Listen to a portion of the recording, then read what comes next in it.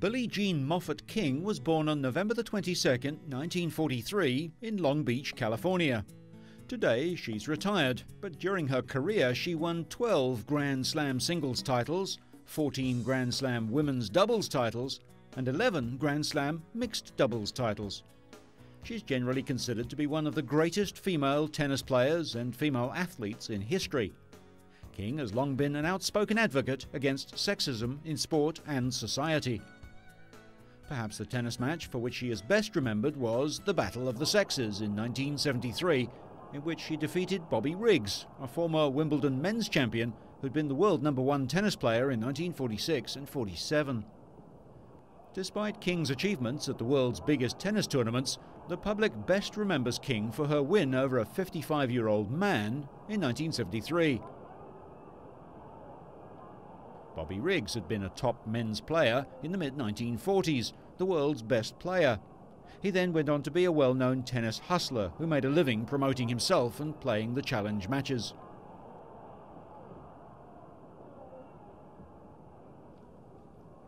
In 1973, he took on the role of male chauvinist and claiming that the women's game was so inferior to the men's game, even a 55-year-old like himself could beat the current top female players, and he challenged Margaret Court to a match and beat her 6-2, 6-1.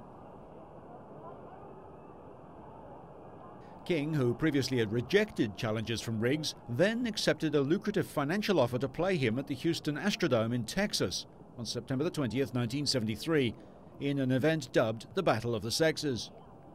Not surprisingly, the match garnered huge publicity. In front of over 30,000 spectators and a worldwide television audience estimated at 50 million in 37 countries, King beat Riggs 6-4, 6-3, 6-3.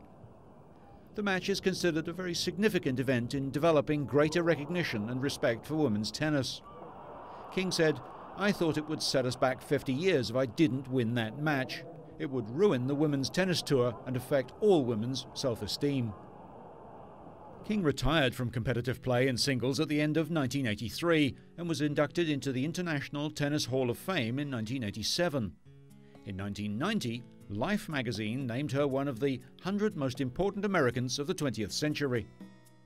In 1971, King began an intimate relationship with her secretary Marilyn Barnett.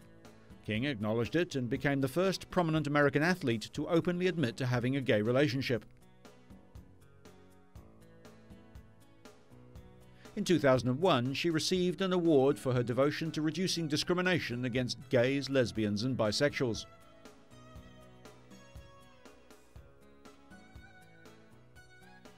Initially, she was a great campaigner for women's rights, but later focused on the bigger picture of all rights, including racial discrimination. Billie Jean was very instrumental in attaining equal prize money for women tennis players, and also did much in regards to equal opportunities in the workforce. This is 1965 in Australia, and Billie Jean King is playing Australia's Margaret Court. Court won this event and also the Wimbledon crown for that year.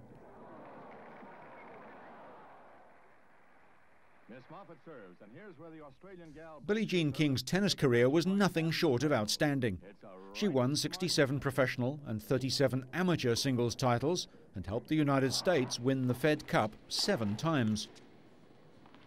She played 51 Grand Slam events in singles from 1959 through to 1983, and she won the last 7 Grand Slam singles finals in which she played.